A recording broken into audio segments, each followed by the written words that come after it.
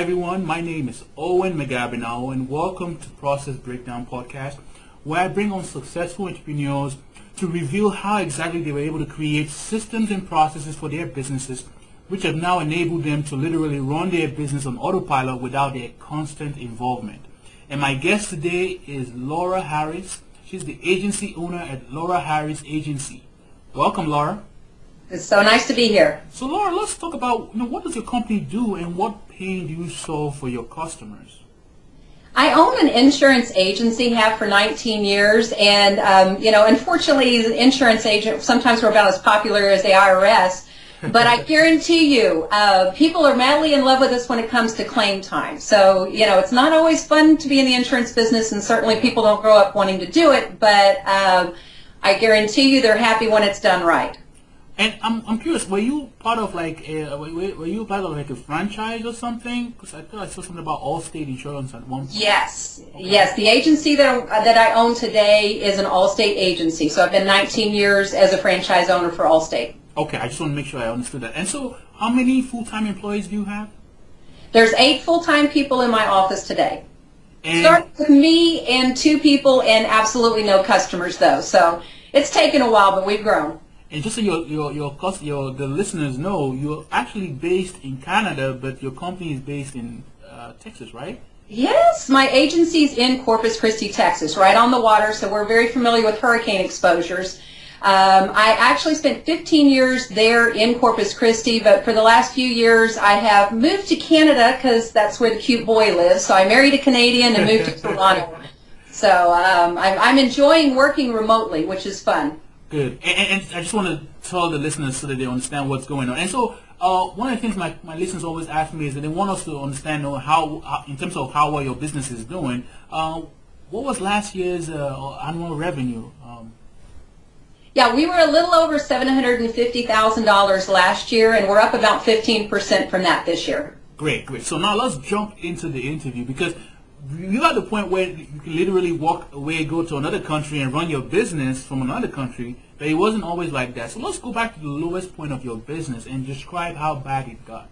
Yeah, no, it was really bad. As a matter of fact, when I was originally hired by Allstate to run this agency, I was told in Chicago that I was never going to make it because I was no good at sales, which was hysterical. Went back, opened my office, as I said, with 2 employees and absolutely no customers.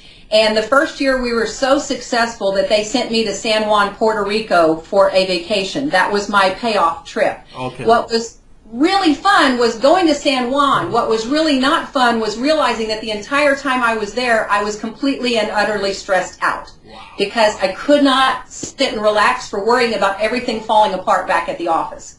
And did everything fall apart while you were on vacation at that point? It wasn't that bad. I had 2 employees that were absolutely fantastic, but here's where there was a challenge. What I realized laying on that beach in San Juan was I had created a business that totally and completely revolved around me. So as long as I was in it, I knew it was working perfectly. I mean, it was fantastic. But there were so many things that I realized that only I knew how to do. So sadly, for 100% my own fault, there were lots of things that whenever I was out, no one knew where to find the answers. So I realized that me being present was a requirement in order for that business to be successful, and it was my fault that it was messed up in that way. So I had to can you one of the things we try and do in the interviews is, when we share a point like this, I always try and give the users, like the listeners, a concrete example. So what was one thing specifically back, even in the vacation back then, that literally could not run because you were not available? Yeah, no, I remember it like it was yesterday, because I remember sitting on the beach and thinking, oh my gosh, I left Mrs. Smith's file on the top left corner, but I didn't tell anybody where it's at, and when she comes in, they're not going to know where to go look. And then, so I ran up to the hotel and I called the office and told them where the folder was, had to explain to them what status the folder was in so that they would know exactly what needed to be done when she did come in. I went back to the beach. An hour later, I remembered that a yellow button pops up on our computer when a customer is going to be non-renewed, and that no one in the office knew how to handle that except me, and they didn't even know whether or not that was a big deal. Like, could it wait till I got back or not? So I had to go back up to the hotel, this was before cell phones, and call the office again and explain to them, by the way, if that yellow button pops up, don't worry about it. The customers that are coming up for non-renewal, I can wait and handle that when I get back. So, it's sad to say, but there were so many things that I was handling, and, I wasn't even helping someone else understand how to do it in case I was out. I can't even go to lunch and have a break without being stressed out over whether or not everything's going to fall apart. So it literally took you a vacation to really see, like, hey, this cannot continue. So at that point, you came back, you solved the problem. And so we want to talk about how exactly did you solve the problem? What did you do? Yeah, I got into this business as far as being an entrepreneur very specifically because I thought I would have more time, more money, and more freedom. And what I realized real quickly is I'd created a business that was completely revolving around me, so I had less time, less money, and less freedom because I was stressed out over it. So I had to go back, and I wouldn't have used the word at the time, but now I know what I was doing was actually systematizing everything. I was very intentional about making a list of every single job that existed inside of our office, whether it was something I was doing or something someone else was doing. And I sat down with my 2 employees and we took a silly little piece of, notebook paper and we wrote down every single job that had to take place in that office. Some of them that were daily, some of them weekly, and some of them only came up once a month. But everything made it onto the list. And from there we had to stop and say, okay, now, exactly what's the best way to do each one of these processes. And the good thing was I included them in creating these best practices. Wow. So that when it came down to it, we weren't arguing while I was gone about whether or not it was really happening that way because we created it together. And then the final step had to be putting those things in writing and making sure that every single process was specifically assigned to one person. Because what I've learned over the years, not so much in that first year, but certainly after that, was any process can be defined. Any process can be in writing. But if one person doesn't ultimately have the accountability for that particular process, when it comes to things falling through the cracks, everybody thinks that it's not going to be their problem. When there's clarity about exactly who owns it, everyone knows who's going to get in trouble if something doesn't get done on that particular task. So we had to be very intentional about making a list of the tasks, defining those tasks in writing, and then giving clear accountability. And what I like about what you're saying is basically, I saw on, I was doing some research on you and something about how to build a business where employees think and act like the owners. And when I heard that, I was like, wow, I like that. I want to also have us talk about, how exactly are your employees in your business acting as the owners. And now that we're talking about the, what you did for, to create, systems and processes for your business, can you tell us maybe what was the very first thing you did? You showed us the entire overview of how you went about doing it, but what was the first thing you did? That way we can add some more color to what you just said. Yeah, one of the things that I think was an advantage to me is I actually worked for other people for 13 years. So I kind of knew what was the dark side of not being the boss. Yeah. So one of the first things I had to do when I went back was make sure that everyone in the office understood the importance of this systemization. So sitting down, having meetings, defining things, and using everyone in the office to do that was absolutely crucial. I also thought it was really crucial when you talk about having employees act like owners. They have to see a very clear vision of how is all of this going to benefit them long term. Because we all are always in the mode of what's in it for me. Yeah. So what I had to do with my employees, because the first 2 people I hired both took a cut and pay to come work for me. Oh, okay. So I was constantly having to paint a vision of if you hang on long term, I guarantee you're going to be real happy down the road. And let me tell you the good news. 5 of my employees have been with me over 10 years, wow, including one of the 2 that I hired when I started 19 years ago, still with me. So what I've had to do very intentionally is create a very clear vision of where we're at and where we're going so that everyone understands that. Then very intentionally empower the people in the office to understand exactly how their daily tasks fit into that overall vision, and make sure that they understand if they ever make a mistake, I'm totally going to back them up even if they're wrong, because I don't ever want a customer to feel like I put it this way, I would never degrade one of my employees. I don't care how crazy a customer gets. So as long as your employees see the vision, feel empowered, and then you have strong systems in place, They will support you all day long, and several of the people that work for me could easily go be their own boss. Oh, okay. But they're smart enough to understand they're better off staying with me because I'm going to take really good care of them, and they don't have as much stress as I have. So, boy, if you take good care of people long term, that's the actual benefit. Is you're creating fantastic jobs, and the good ones don't leave you. The bad employees will, though. I don't want to beat this point to death, but I'm trying to, now the level where you are right now, you can really see the entire full spectrum. But when you came back from the vacation and literally the shit hit the fan, I'm thinking to myself, were you thinking about painting the big picture for the person at that point? Were you thinking about creating a situation where they take ownership? Is that the mindset you had when you came back from the vacation? I had to paint the big picture, but I had to point at me as the problem because the shit did hit the fan, but it was none of it their fault. They were licensed, they were knowledgeable, they were busting their buns, but I hadn't created a system where everyone had access to all of the information. I hate to say it, I was arrogant enough to enjoy being the encyclopedia in the office, and if everyone had to come ask me a question, it kind of fed my ego a little bit. Well, what I realized laying on the beach in San Juan, it wasn't feeding my ego anymore. It's not fun when the world revolves around you. So yes, we had to start with very basic things like exactly how are we going to do the deposit? Okay. Exactly what time are we going to do the deposit? Exactly, I mean, every single detail. So you're right, there's a ton of detail attached to this, but you start with a big list of every single job that must take place, and then what I did is I identified the 5 that were the absolute most important. So for example, taking money is a deal breaker. I can lose my job over that. Another one that's a deal breaker for me is claims. I personally follow up on every single claim that's turned in with my office the following day, myself. And I've been doing this in business for I've been in insurance for 34 years, and I still personally follow up on every claim turned in. So we sat down and defined, okay, what are the most crucial tasks, and we tackled those first. And then another really cool thing was we did a lot of personality testing to find out, okay, now that we've kind of really got this down to a science, who out of the 3 of us would be the absolute best person to make these claim phone calls or to call people who don't pay their bills on time? I am not the best person for that because I have 0 patience.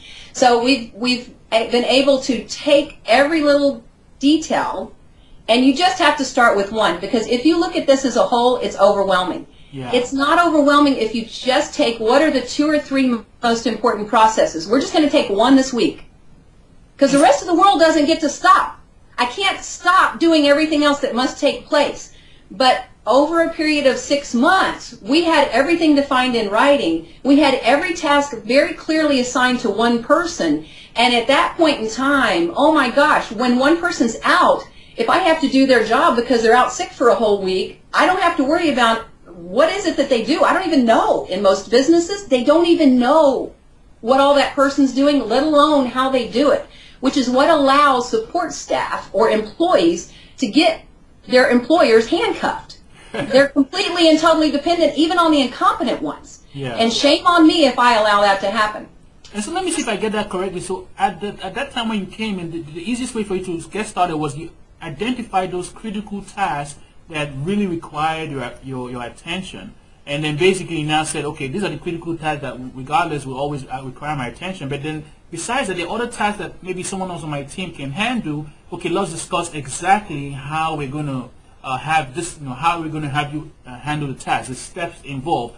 You and your team member, you and your employees discuss what were the tasks, the steps involved, and literally you handed that task to one person, say that one person is responsible for it, and that's how you started by documenting that way. Did I miss something with my summary? That's exactly right, but I want to make a really important point.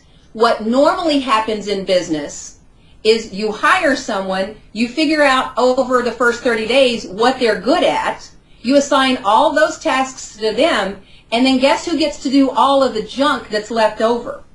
You doing So the mindset now is, no. We figure out what I need to be doing to bring the most to the bottom line. Yeah. The boss first. What are the most crucial tasks that that person can do to bring dollars to the bottom line? Because I cannot be dead weight. I have to do something that brings money in. So what do I need to be doing first? And then the next time I hire someone, I make sure I hire someone who can do the things that I shouldn't be doing in the first place. So you've really got to start at the top and instead of starting at the bottom and assigning jobs, and then you're wearing way too many hats if you do it backwards. And I like that too, because, what you're just essentially saying is, eventually you yourself, the owner of the business, you're going to be the bottleneck at one point. So if you start by identifying what you should critically be doing, maybe most likely the income generating activities that bring more revenue, and if you focus on what those ones are and identify those tasks for yourself, then you're literally removing yourself from everything else and having them take ownership of the things that don't require you, I guess. Yeah, now let me tell you how fun it gets over a period of time. It took me about 6 years, but by the end of 6 years, I had every single task assigned to someone else in the office. Definitely. Every single task. So technically, I don't do it, but technically, I could be out of that office forever, and it would work without me. Now, I don't do it, but I could do that. And that makes your business 10 times more valuable when it comes time to sell it, because it's not dependent on your activities. Definitely. And you said one of the things that, when I asked for specifics about, how are you able to run the business on autopilot without you being there, you said one of the things is that in the last 5 years, technology has been really helpful to your business. And let's talk about that for a few minutes. What kind of technology do you have in place in your business to help you guys? Yeah, that has been extremely crucial, particularly because not only do I work remotely, I have the business in Texas, I live in Canada, I have an employee that lives in New York, and I have an employee that lives in Colorado Springs. Yeah. So in order for this to all work, there has to be a lot of accountability that's very clear, because I'm not going to put cameras in their houses where they work out of. So, and I have to, boy, it's amazing how when you're in an office sitting there by yourself, it's like, okay, I got to keep me focused and motivated because nobody can tell if I'm reading a magazine. You know what I mean? So some of the things that we've done, the first thing, and I think it was the most important, is we switched to a voice over internet protocol phone. Okay. I could not possibly do this job, and it's seamless. My customers don't know that I don't live in Texas. I talk to them all day long, and they have no idea that I don't live there. But it's seamless for them because with the voice over internet phone system, the call comes in, I answer the phone a lot of times. And so they're assuming I'm sitting at a desk in Texas. So voice over internet protocol has been absolutely fantastic because we all have the ability to see who's on the phone, how long they've been on the phone, who they're on the phone with. I can barge phone calls if I need to do training. And in addition to that, and I love this feature, every single morning the computer system sends me an email telling me how many incoming phone calls each person took the day before and how many outgoing calls each person made the day before. Yeah. So talk about heaven, to have the ability to know exactly what everyone's doing, that is absolutely crucial. Our contact management system also does a lot of the same things. It measures like crazy. Because technically, if you can't measure it, it really didn't happen. You know what I mean? I need to know exactly what activities are happening during the day. So our CRM system allows me to do the same thing with managing prospects and customers both by measuring activity on a consistent basis. I'm also blessed because of this crazy arrangement, and it's fantastic for any job. Our CRM system includes a cloud for our documents. So I have 100% of our customer documents are in a cloud. I can go to any computer anywhere in the world and pull up a document if I need it for some reason. So I don't have to be sitting in that office in order for things to work. So having those type of capabilities has been huge as far as allowing this business to be very seamlessly managed from a distance. Yeah. And keeping it to where everyone knows exactly what they need to accomplish, and they get regular feedback on what exactly their results have been. So they can see, how am I doing? Definitely. I'm curious, what tools are you using for the voice over IP and also the CRM tools? That way my listeners can... Absolutely. Yeah, no, I am a firm believer in both. I use a company called Finality for the voice over internet protocol systems, and they're fantastic, and they're international. They're all over the place. Finality, like F-A-N? Finality, it's F-O-N-A-L-I-T-Y. Okay. And I use a system called eBridge for the cloud system as far as the documents and stuff like that, and it also handles the CRM system. So it's very, very helpful. But anybody can email me if they need more details or contact. Definitely. And so, I always try and get guests to assume that like their business is like a conveyor belt. What you have on the other end is the customer being happy, getting whatever they sign up for your service for. But on this other end, there are a bunch of things that need to happen for them to have the smile on the other hand and, be happy, oh, we got what we want. Can you picture your business like that and walk us through the different, like, I guess maybe the departments and all that in your business and how you put processes in them as quickly as you can. That way the listener can put themselves in your shoes and see how the different parts of your business are working together without you even being there. Yeah, I learned a couple of really huge lessons on this one. In my business in particular, and I think it's like this with most businesses, there's typically a sales aspect of your business and there's a service aspect of your business. Well, when we first started, I've already told you we had 0 customers. So guess what everybody's job was? Marketing. Yeah. Sales and marketing. There's nothing to sell. Sell, sell, sell, sell, sell. So back in the archaic old days, we would get on the phone and telemarket all day long. Now we have search engine optimization and 70 other things. But there was nothing but sales when we first started. So it was very easy to keep everyone focused in that one direction. What we realized over a period of time, though, was that once the phone started ringing with service work, the sales started dropping. And at first I thought, well, this doesn't really make sense because it's not like we had thousands of customers at the time. We had hundreds, but it's not like they call in every day. So it didn't seem like it made sense that we were having such the distraction. But when we would sit down, because we sat down every single morning and said, okay, what are we going to work on today? How are we doing? When we would sit down for our morning meetings, one of the things that I noticed over a period of time was sales was going down more than it should have. And the excuse was always, and I'm using the word excuse not just for them, but for me also, I was really busy yesterday with lots of service work. Okay. We've all heard that in any business. I was really busy yesterday. I had, this paperwork I had to do. I was really busy yesterday. And I don't believe for 1 minute that anybody I've ever worked with was just, playing tiddlywinks. They were doing something. But what I realized was it's my job to keep the focus so that we don't lose sight of what is not optional, which is sales. Yeah. So there was 3 of us at the time, as I said. So I stopped and I said, okay, listen, there is plenty of service work, but for one person only. There's no reason for 3 of us to be distracted during the day. So here's what we're going to do. We're going to make a sales department and a service department. Service department person, you are going to be assigned to seeing to it that we don't ever catch an incoming phone call, that we don't ever catch anybody walking in the office. Our job will be 8 hours a day, calling, and closing deals. The first day after we made that arrangement, me and the other person that were supposed to be doing sales were practically having the shakes because it was so nerve-wracking because we'd gotten out of the habit of doing sales all day long. Yeah. And it was very distracting because the service person was doing a great job of not letting us have any work. And so what I realized in that is we were kind of not being lazy necessarily, but we weren't being focused. So after the first 24 hours, we kind of got focused again on selling, and sales went through the roof. I mean, really, really, really through the roof. So it taught me a lesson that you have to be very careful because distractions can completely ruin any business. So we had to be very intentional about keeping some people that were focused on nothing but bringing in new clients, because otherwise we're all doomed if we don't have that happening. But in addition to that, I made a huge mistake because I called in the sales department and the service department. Well, the person handling the service department was talking to customers all day long.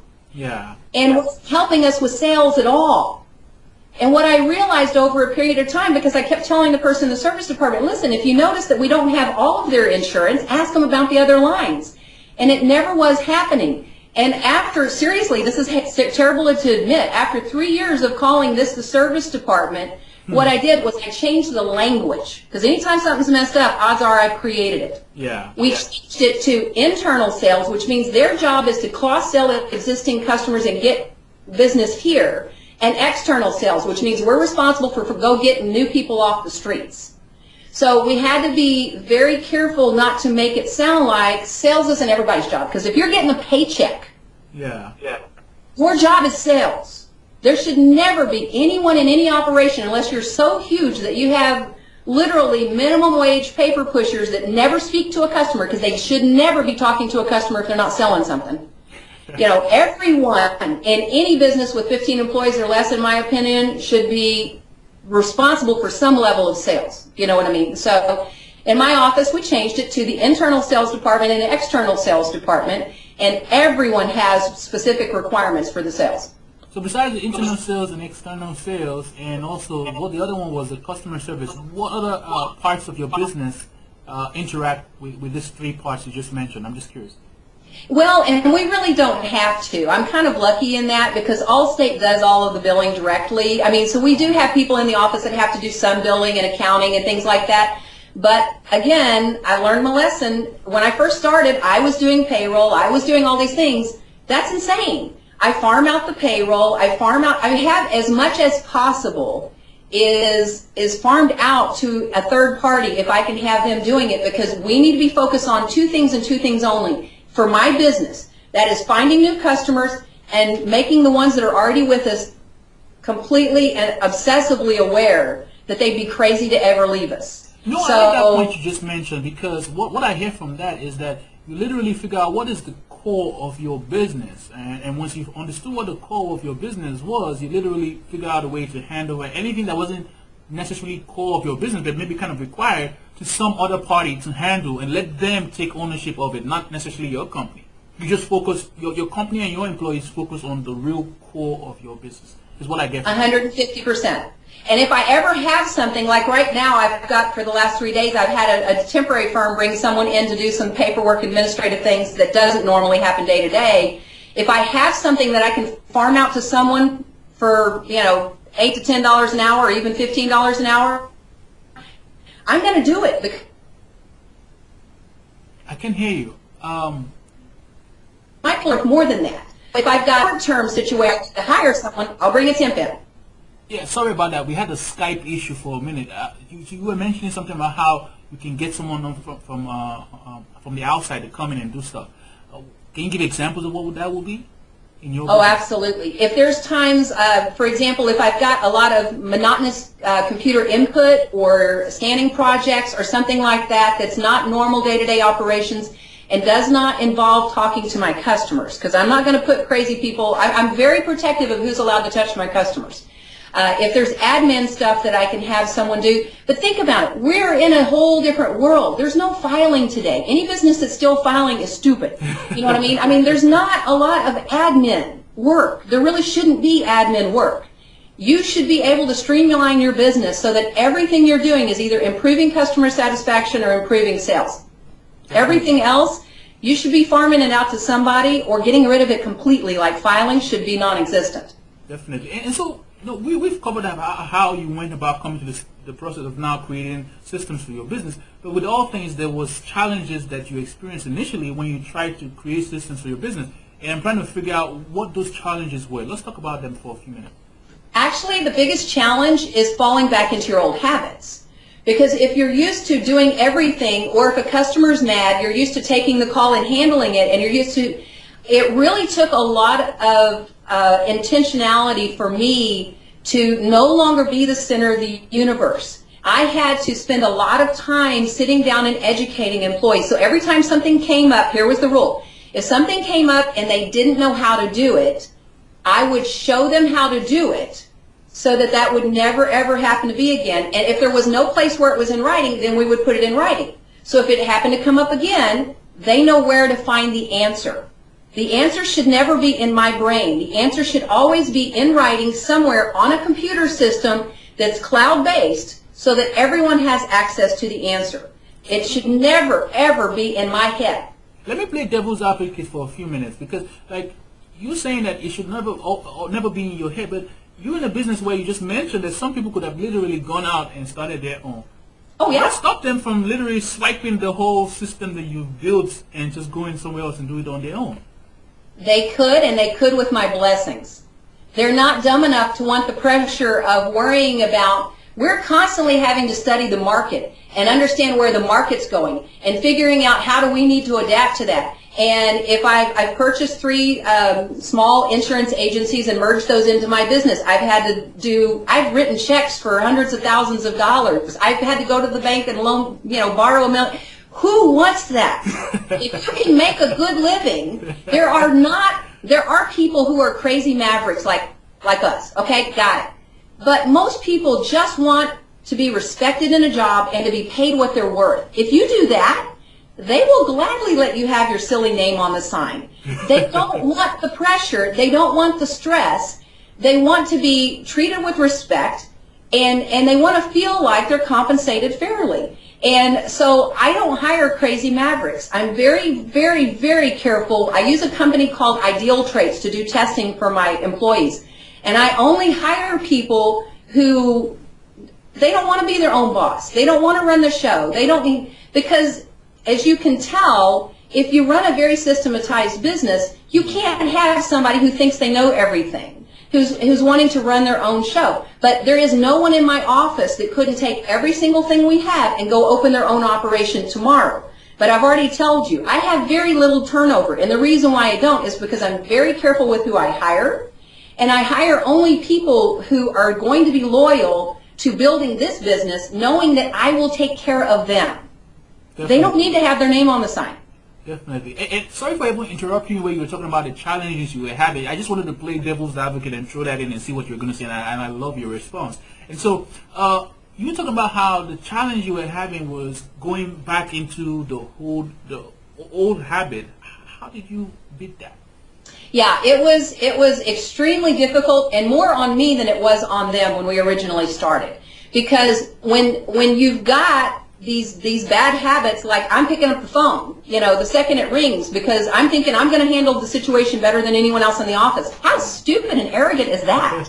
You know what I mean? So I had to stop myself and say, no, the person who's handling the service department is going to pick up the phone. I'm going to stay focused on what I'm supposed to be doing. So it was really hard on me originally, but here's what I had to do. Anytime someone had to come in and ask me a question, I would stop and think, okay, is the answer to that question already in writing? If it is, I just need to show them where it is in writing. If they continue to keep asking me questions when the answers are in writing, I have said this to people's faces. Do you need me to read to you? Because if you can't read, I need to get new employees. And after about once or twice of having that attitude in your face, instead of coming and asking you the question, they'll research it first, and then if it's really not in writing anywhere, then they know it's okay. It's safe to come in. But in the old days, all of these things were on paper. They weren't on the computer. And I would tell them, if you come into my office, you must have the book in your hands. Oh, you literally had books. So oh yeah, because 19 years ago, there was no computer that had all these things in there. So I would tell them, if you come in my office, you must have the book in your hands so that I know you've looked first. And it was so cute because they'd walk in and they'd say, I've looked, I can't find it in the book. Well, now it's all in the computer, so it's much, much, much faster and easier. But it was much harder for me to let go of my old habits. They wanted to be knowledgeable. They wanted to feel like there was nothing. And I tell my customers this all the time. There is nothing I know that they don't know. So if I happen to be on the phone when you call in, I promise you, whoever answers the phone is going to drop what they're doing and take care of you right that second, and they will take care of you exactly the way I would have taken care of you myself.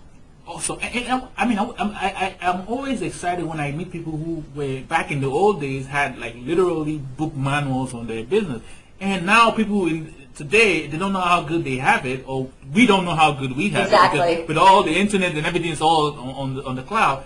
In your case, when someone comes to you where there's something not literally in the book because it's not been addressed before, what do you then do?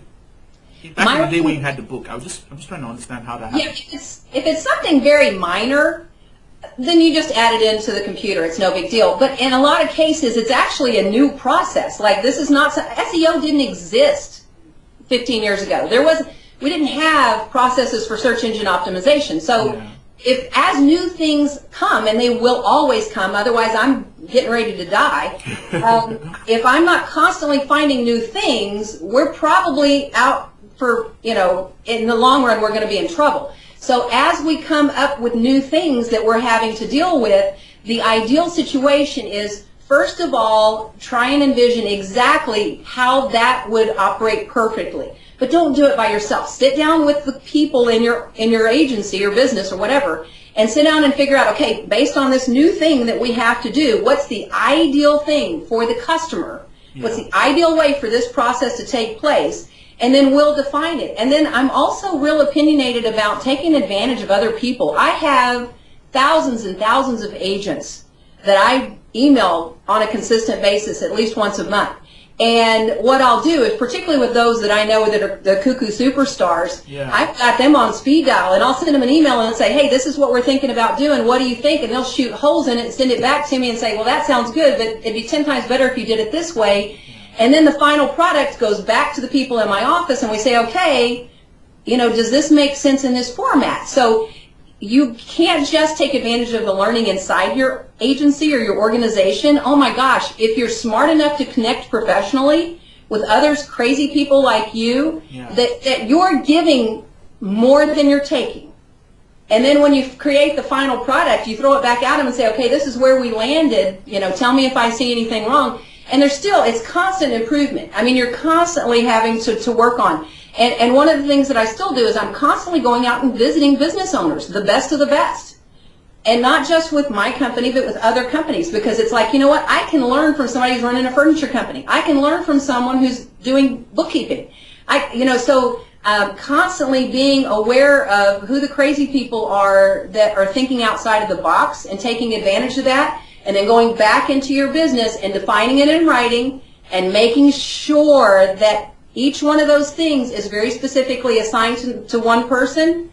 But one of the things you asked me earlier was, where do you start? Yeah. Let me tell you the best place anybody can start. First of all, I think everyone should have an employee handbook. It has saved me. I have never paid unemployment once in 19 years. And it is because of my employee handbook and the spy software that I have on my computer. So that's a whole nother story for, we can have another hour. I didn't want to even go into that because that's going on another tangent, but go ahead. Yeah, but the place that you have to start is you create a what's not working list. Okay. So we have on the computer our list of operations and how we handle things and all of this step by step and assigned and all that other stuff. There is always still going to be things that aren't working ideally, whatever that might look like. And so we literally keep a list of what's not working in the business. Or it's not that it's not working, but it's just not, it doesn't feel like it's working as well as it could be working. Yeah. And we keep the list because I feel like as a business owner, I have to be working at least 7 to 8 hours a day on things that will make us money immediately. Yeah. But then I have to be spending at least an hour a day on things that won't make us any money maybe for 3 months, 6 months, or 12 months down the road. Yeah. And that's where the what's not working list comes in, is I'll pull that in and say, okay, which one of these things can I look at and who should I be talking to figure out how we can tweak it. And, in my case, I'm very, very blessed to work for Allstate because that company is fantastic. I can call Chicago. I had lunch 2 weeks ago with the CEO of the company. I mean, I can talk to someone who is an unbelievable expert, and they will help me figure out how to take what's on the what's not working list and figure out how to make it work. So if you start with just as you see during the day, things that don't seem to be ideal, yeah, add it to the list electronically in a cloud so that if you think of something at 2 in the morning, you can add another thing to the list. And then you just take, at least once a week, take something off that list and decide, we're going to tackle it this week. So the list gets short for a little while, and then you have all these great ideas and it gets long again. That's okay, as long as things are coming off. If things don't ever come off, now you're in trouble. And I like how, you start by looking for what's not working, and then you prioritize to figure out, okay, what's the one we should build a system and process for, because it's the one that, basically, you go to the emergency room, and if you don't literally have a bleeding neck or bleeding hand, they're not going to answer you. So it's kind of the same way with the what's not working. What's really literally making our business bleed? Let's fix that first. And you go in there and build a process for it. But if you don't even understand how to do it, you mentioned how you go out and look, for other, other insurance agencies, or even going outside of your business to other types of fields or businesses to see how they're doing it, so you can take that idea and come back and work with your team together to build a process for it. I like that. Did I miss something by summarizing that way? No, I actually think that's wonderful. That the only thing I didn't make a point of is make sure that when you're having your office meetings, whether it's daily or weekly, your staff are able to add to the what's not working list, because a lot of times they see things that aren't working that you don't. How so? Can you give us an example of maybe how that happened in your business? Yeah. Here's the thing. If I'm focused primarily, like for myself in my office, I'm very seldom doing external sales anymore. So I'm not normally looking for green customers off the street. I've got a whole team of people that do that all day long. Yeah. So if something was falling through in the software that they're using, for example, I don't even use it on a daily basis. So if there was something that we need to tweak, or another good example, just today, I had somebody who was offering to have us use their software, and there was one functionality in it that I didn't feel like was going to work ideally in our office, and I told him, I'd love to use your software, but you have to fix this first. And let me tell you, that company said, okay, is there anything else that's a deal breaker for you, because we want you to be using our product. Yeah. And sometimes I think we kind of feel like we have to settle for what things look like off the shelf, or the way things are, you know, for example, even with the company that we represent, and it's like, no, if it's stupid and it's broken, yeah, anyone should have the ability to say, it's stupid, it's broken. And if I can't fix it, if I have to, you know, find it software out there that can, or a person who's way higher up on the chain in Allstate than me that can, that's okay for every single person in the office. But I have to give them permission, because leaders are typically very domineering. And as you can tell, I am very domineering. So I have to make sure that they know I need them to tell me what's broken. Yeah.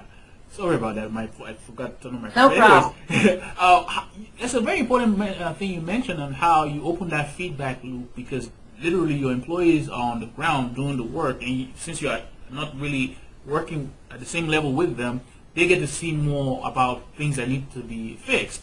And maybe how best can listener listen to this really open up that feedback loop, so that the employees can keep bringing back ideas to them on what to improve in their systems?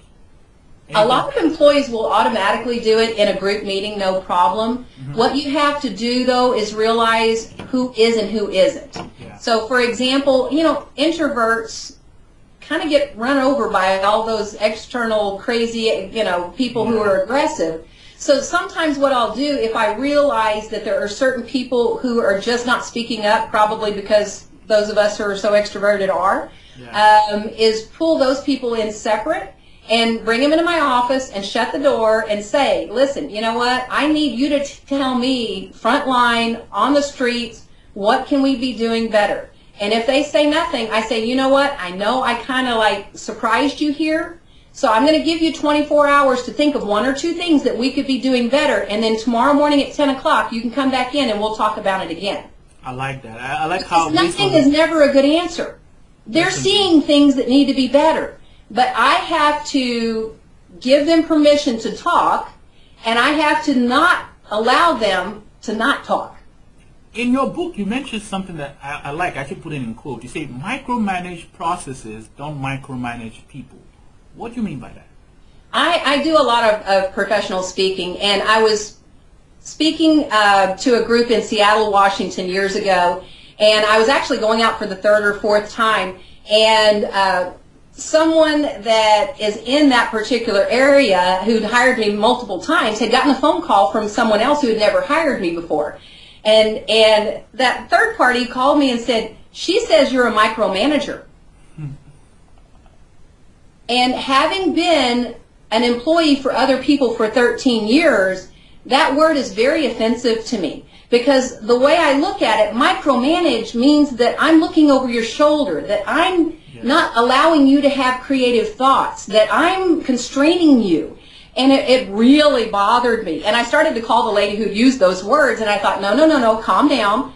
And so I thought about it for a couple of days, and I thought, you know, she knows I'm very system and process oriented. She knows every desk in our office is organized identically. So if I sit down at your desk, by where something is sitting, I know what stage it's in. There's none of this, you know, it's up there and I got to tell people what to do. If it's sitting in the top left corner, I know what we're waiting for. So what I realized after a couple of days of pouting and feeling really bad in my pity party was I don't micromanage people, I micromanage processes. So that people feel the freedom to make decisions, do what's right, and even make mistakes, and know that I will back them up 100%. So that's why creating systems and having things in writing is so important, and having very clear accountability. everyone has a list of what we call our goal sheets, which these are the processes that they own. Yeah. And they know if one of those processes falls through the cracks, they're going to be in trouble. But I don't check with them every day and say, did you do that today? Because they know they're responsible for it. They know how to do it. They know exactly what the expectations are. I will spot check everyone. Just to make sure things are happening right. But I don't babysit anyone, ever. So it's important to not be constraining people, but to create systems so that people have freedom. But what happens when the argument where someone will say by being so by micromanaging the processes, right? You're not allowing people to have that creative freedom. What would you say to that kind of argument? That one's easy. They're helping create the process. No, but the thing is, some people think about it. If they're sitting down and defining, this is how we're going to do it, this is what we're going to do, they're part of creating the processes that will take us from where we're at to where we need to be going. So they know exactly what success looks like. We start in January and we know exactly what we have to do in order to be successful by December. Then we define what processes have to take place, and they know exactly how each process that they're doing ties into that final goal. Yeah. So they're not just doing something to be doing it. They know how that impacts the final goal.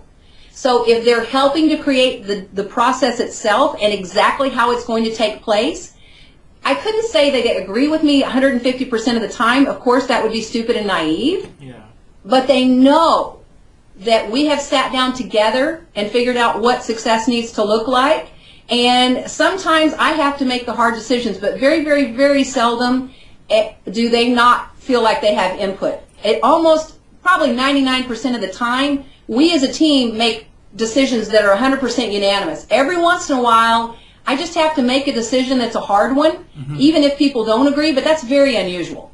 And even, I think, by your answer, I just realized something that, that anyone who asks that question, okay, if I create procedures for everything, it removes the creativity part from my employees. But then by your answer and the way you structure it, where you give your employees ownership, the mere fact that they are helping to build the systems, the procedures for your business, taking it from the level where it is to the next level based on their input and their feedback, they are being creative. So completely. You're fueling that creative juice in them, I guess. That's part of expecting them to act like business owners. Definitely. I'm not the center of the universe anymore. We as a team have to sit down and figure out how are we going to get from where we're at to where we're going. We have to have a very clear vision. We have to empower everyone in the office, and we have to have systems in place. If those three things happen, we will get there. Definitely. But I think that improves their ability to be creative because they're part of creating the processes. And once the processes are created, I stay out of their way. Definitely. And so now we understand the power in creating procedures and systems for your business. We understand the reason why you need to empower your employees to be part of it, because it helps them to foster their own creativity. But there's this part where it's like, what you don't track and measure, you can improve. So what exactly do you track in your business?